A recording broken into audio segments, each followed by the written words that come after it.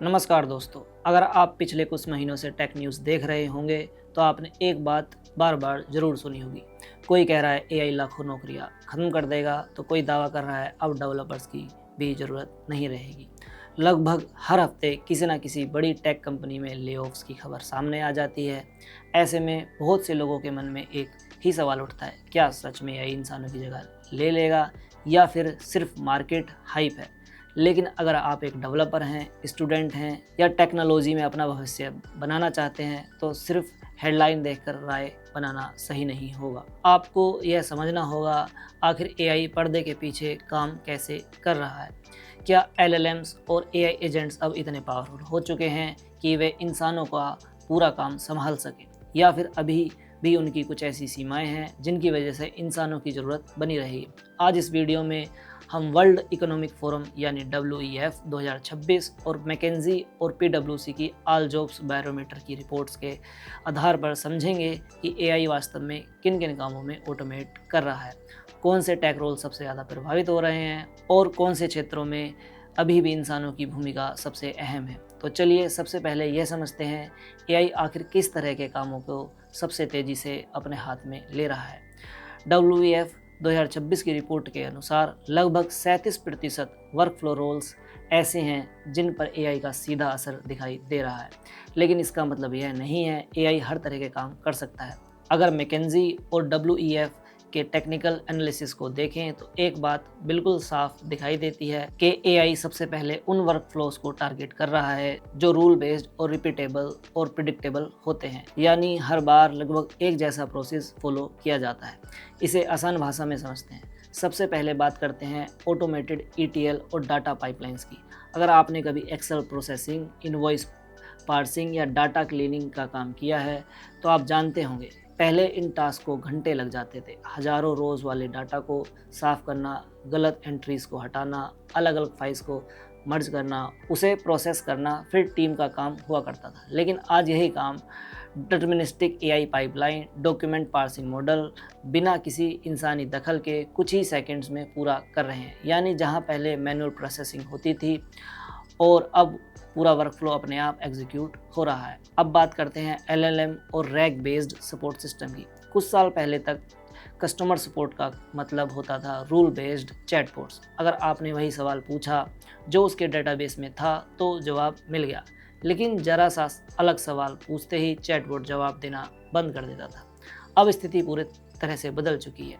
आज retrieval augmented generation यानी rag, vector database और LLM एजेंट्स मिलकर ऐसे सिस्टम बना रहे हैं जो सिर्फ सवाल समझने ही नहीं बल्कि API कॉल के जरिए कई काम खुद भी कर देते हैं, जैसे पासवर्ड रीसेट करना हो, ऑर्डर ट्रैकिंग बताना हो, अकाउंट से जुड़ी जानकारी निकालना या सामान्य टेक्निकल ट्रबल शूटिंग करना। यानी जहां पहले सपोर्ट एग्जीक्यूटिव की जरूरत पड़ती थी, वहां अब AI agents end to end पूरा प्रोसेस संभाल रहे हैं। और तीसरे सबसे बड़े बदलाव की बात करते हैं जो सॉफ्टवेयर डेवलपमेंट में देखने को मिल रहा है। बहुत से लोगों को अब भी लगता है कि एआई सिर्फ कोड सजेस्ट करता है, लेकिन आज की रियलिटी इससे कहीं आगे जा चुकी है। क्लाउड सोनेट, GPT और दूसरे मॉडल्स अब सिर्फ कोड जनरेट नहीं करते बल्कि ऑटोनोमस कोड एजेंट्स की तरह काम करते हैं। बॉयलर प्लेट HTML CSS तैयार करना, CRUD API बनाना, यूनिट टेस्ट लिखना, बेसिक बग रिफैक्टरिंग करना और कई बार पूरा डेवलपमेंट वर्कफ्लो टर्मिनल के जरिए एग्जीक्यूट करना, ये सब काम एआई खुद करने लगा है। यही वजह है जूनियर लेवल के रिपीटेटिव डेवलपमेंट टास्क सबसे पहले ऑटोमेट हो रहे हैं। अब चौथा क्षेत्र, नेचुरल लैंग्वेज जनरेशन यानी NLG टास्क। अगर आपका काम सिर्फ जेनरिक SEO आर्टिकल लिखना, बेसिक कंटेंट लोकलाइजेशन करना या सामान्य ट्रांसलेशन करना है, तो वहाँ एआई की स्पीड और एफिशिएंसी इंसानों से कहीं ज़्यादा हो चुकी है। आज न्यूरल मशीन, ट्रांसलेशन मॉडल और मॉडल LLMs कुछ ही सेकंड में ऐसा कंटेंट तैयार कर देते हैं जिनमें पहले घंटों समय लगता था। यानी स्टैंडर्ड टेक्स्ट जनरेशन का ओवरहेड लगभग खत्म हो चुका है। अगर इन सभी उदाहरणों को एक साथ देखें तो एक पैटर्न साफ दिखाई देता है। जिस वर्कफ्लो को लॉजिक पहले से तय हो, जहां फिक्स रूल फॉलो किए जाते हों, जहां बार बार एक जैसा प्रोसेस दोहराया जाता हो और जहां पैटर्न रिकॉग्निशन जैसे सबसे बड़े हिस्से हों, ऐसे लगभग हर काम को एआई बहुत तेज़ी से ऑटोमेट कर रहा है। यही वजह है सबसे पहले वही जॉब्स प्रभावित हो रही हैं जिनमें क्रिएटिविटी, ह्यूमन जजमेंट या कॉम्प्लेक्स डिसीजन मेकिंग की ज़रूरत कम होती है। लेकिन अब सबसे बड़ा सवाल यह है, क्या एआई हर तरह के काम कर सकता है? या फिर कुछ क्षेत्र ऐसे भी हैं जहां सबसे एडवांस एआई मॉडल भी आज पूरी तरह से असफल हो जाते हैं। अब यहाँ एक बहुत बड़ा सवाल है, अगर एआई इतनी तेज़ी से आगे बढ़ रहा है तो क्या ऐसा कोई काम बचा है जिसे वह नहीं कर सकता? क्योंकि सोशल मीडिया पर अक्सर ऐसे माहौल बनाया जाता है कि एआई अब इंसान की जगह ले लेगा, लेकिन जब मैकेंजी, पीडब्ल्यूसी और डब्ल्यूएफ जैसी संस्थाओं की रिपोर्ट्स को ध्यान से पढ़ते हैं तो तस्वीर बिल्कुल अलग दिखाई देती है। इन रिपोर्ट्स के अनुसार आज भी कुछ ऐसे क्षेत्र हैं जहां एआई की टेक्निकल लिमिट साफ दिखाई देती है। चलिए इन्हें एक एक करके समझते हैं। सबसे पहले बात करते हैं फिजिकल और हार्डवेयर लेयर की, यानी ऐसे काम जिनका सीधा संबंध वास्तविक दुनिया से है, जैसे robotics, hardware maintenance, embedded systems, assembly factory operations, field engineering या किसी प्लांट मशीन के ट्रबल शूटिंग। इन जगहों पर एक सॉफ्टवेयर से काम नहीं चलता। मान लीजिए किसी मशीन का सेंसर अचानक खराब हो गया, कहीं मैकेनिकल अलाइनमेंट बिगड़ गई या किसी फैक्ट्री फ्लोर पर ऐसी समस्या आ गई जो पहले कभी नहीं हुई। ऐसी परिस्थितियों में इंसान अपनी समझ, अनुभव और मौके के हिसाब से फैसला ले सकता है, लेकिन एआई अभी ऐसा नहीं कर सकता। इसका सबसे बड़ा टेक्निकल कारण यह है कि एआई आज भी मुख्य रूप से सॉफ्टवेयर लेयर पर काम करता है, जबकि जनरल पर्पस ह्यूमनॉइड रोबोट बड़े पैमाने पर सस्ते, भरोसेमंद और आसानी उपलब्ध नहीं हो जाते। जब तक जनरल पर्पस ह्यूमनॉइड रोबोट्स बड़े पैमाने पर सस्ते, भरोसेमंद और आसानी से उपलब्ध नहीं हो जाते, तब तक वास्तविक दुनिया की अनिश्चित समस्याओं को हल करने के लिए इंसानों की ज़रूरत बनी रही। यानी फिजिकल वर्ल्ड अभी भी एआई की सबसे बड़ी चुनौती है। अब दूसरा क्षेत्र जहां एआई की सीमाएं और भी साफ दिखाई देती हैं, यह क्षेत्र है हाई ह्यूमन टच डोमेन्स, यानी एक काम जहां सिर्फ जानकारी होना काफ़ी नहीं होता, बल्कि इंसानी भावनाएं, भरोसे और व्यवहार पर उतनी ही महत्वपूर्ण होता है। उदाहरण के लिए clinical neurology, therapy, special education या फिर ऐसे कोई भी प्रोफेशन जहां सामने वाले व्यक्ति की मानसिक स्थिति का समझना जरूरी हो। एआई बातचीत तो कर सकता है, वह सहानुभूति वाले शब्द भी लिख सकता है, लेकिन वास्तव में वह किसी भावनाओं को महसूस नहीं करता। असल में एआई सिर्फ उन पैटर्न्स की नकल करता है जिन्हें उसे ट्रेनिंग डेटा से देखा है। इसी पैटर्न सिमुलेशन कहा जाता है। यही वजह है एआई एम्पैथी दिखा तो सकता है, लेकिन उसे महसूस नहीं कर सकता। और जहां trust, human relationship, emotional understanding और सबसे ज़्यादा मायने रखते हैं, वहाँ एआई सिर्फ डिसीजन सपोर्ट टूल बन सकता है, इंसानों का रिप्लेसमेंट नहीं। अब तीसरे और सबसे शायद महत्वपूर्ण क्षेत्र की बात करते हैं। यह है सिस्टम डिजाइन, गवर्नेंस और लीगल अकाउंटेबिलिटी। मान लीजिए किसी बड़ी कंपनी पर बैंकिंग प्लेटफॉर्म डिजाइन करना है, या करोड़ों यूजर्स के लिए डिस्ट्रीब्यूटेड सिस्टम तैयार करना है, या किसी एआई सिस्टम से जुड़ा कानूनी फैसला लेना है। क्या एआई यह सब अकेले कर सकता है? जवाब है अभी नहीं। इसका कारण सिर्फ यह नहीं है। पहली समस्या हेलुसिनेशन, यानी कई बार एआई पूरे कॉन्फिडेंस के साथ गलत जानकारी भी देता है। और दूसरी समस्या इसका ब्लैक बॉक्स नेचर, मतलब कई बार यह समझना मुश्किल होता है कि एआई ने फैसला आखिर लिया क्यों। अगर किसी एआई की वजह से हॉस्पिटल का क्रिटिकल सिस्टम क्रैश हो जाए, किसी बैंकिंग सिस्टम में बड़ी गलती हो जाए, या किसी ऑटोनोमस डिसीजन की वजह से करोड़ों रुपए का नुकसान हो जाए, तो उसकी जिम्मेदारी कौन लेगा? एआई नहीं। जिम्मेदारी हमेशा उस इंसान की होगी जिसने सिस्टम को डिज़ाइन किया, डिप्लॉय किया या उसे मंजूरी दी। इसलिए बड़े बड़े क्रिटिकल सिस्टम में आज भी ह्यूमन इन लूप अप्रोच अपनाई जाती है, मतलब अंतिम फैसला इंसान ही लेता है। तो अब तक हमने दो बात समझ ली हैं। पहली, एआई सबसे तेज़ी से उन्हीं कामों को ऑटोमेट कर रहा है जो रूल बेस्ड हैं और रिपीटेबल हैं। और दूसरी, जहां physical intelligence, human judgement, empathy, ethics या लीगल रिस्पॉन्सिबिलिटी की ज़रूरत होती है, वहां एआई अभी भी पूरी तरह इंसानों पर निर्भर है।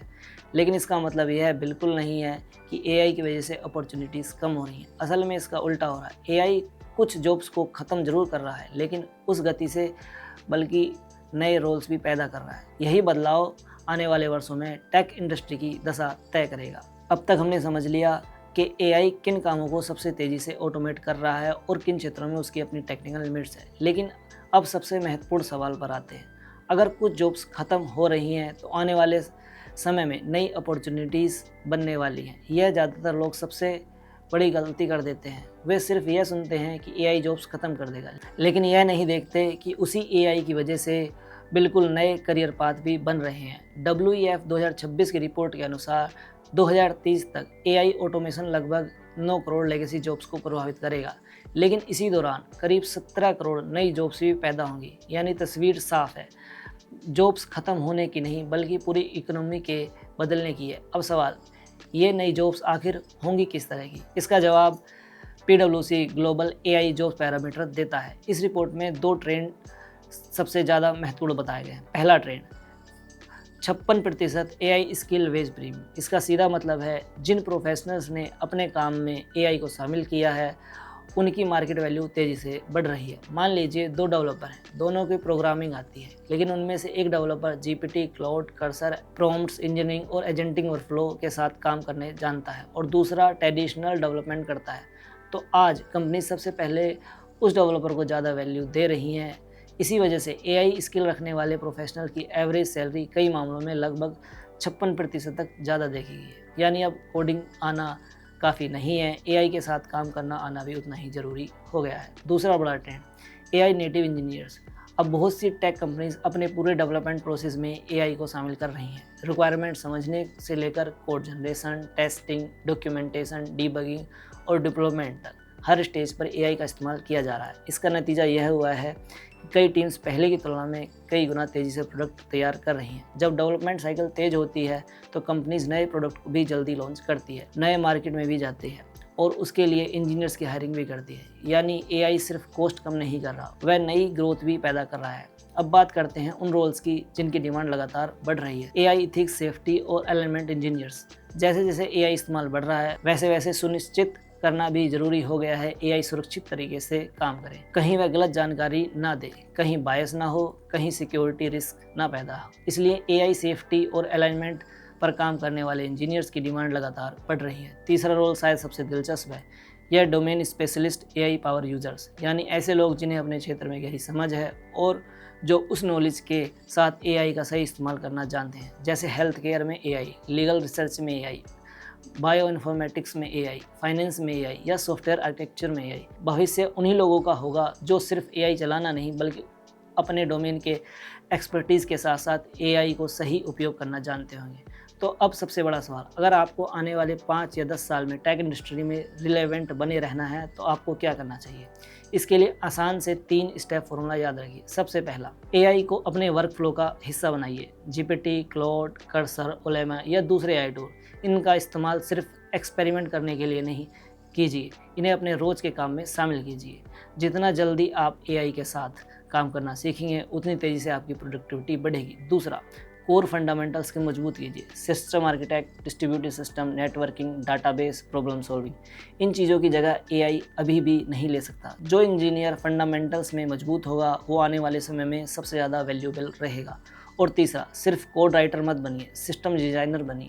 भविष्य में सबसे ज़्यादा वैल्यू उसी इंसान की होगी जो सिस्टम की प्लानिंग कर सके, एजेंट्स को डायरेक्शन दे सके और अलग अलग टेक्नोलॉजीज़ को जोड़कर सॉल्यूशन तैयार कर सके। यानी आपका काम सिर्फ कोड लिखना नहीं बल्कि एआई से सही काम करवाना होगा। अगर इतिहास देखें, यह इतिहास में पहली बार नहीं हो रहा। जब असेंबली लैंग्वेज से हाई लेवल लैंग्वेज आई थी तब भी लोगों ने कहा था प्रोग्रामिंग ख़त्म हो जाएगी, लेकिन हुआ क्या? प्रोग्रामिंग ख़त्म नहीं हुई बल्कि पूरा सॉफ्टवेयर इंडस्ट्री पहले से कहीं ज़्यादा बड़ी हो गई। एआई भी ठीक वैसे ही अगला टेक्नोलॉजिकल शिफ्ट है। यह डेवलपर्स को ख़त्म करने नहीं आया बल्कि डेवलपमेंट का तरीका बदलने आया है। तो इस पूरे वीडियो का निष्कर्ष साफ है, एआई से डरने की ज़रूरत नहीं है बल्कि एआई के साथ आगे बढ़ने की ज़रूरत है। अगर आप सीखते रहेंगे, अपने स्किल को अपडेट करते रहेंगे और एआई को अपना कंप्यूटर नहीं बल्कि अपना टूल बनाएंगे तो आने वाले समय में अपॉर्चुनिटीज़ आपके लिए पहले से भी ज़्यादा होंगी। अगर आपको यह टेक्निकल एनालिसिस पसंद आया तो वीडियो को लाइक ज़रूर कीजिए, अपने दोस्तों को साथ शेयर कीजिए और ऐसे ही डीप टेक कंटेंट के लिए चैनल को सब्सक्राइब करना मत भूलिए। आप कमेंट करके यह भी बताइए आप अभी कौन सा टेक स्टैक इस्तेमाल कर रहे हैं।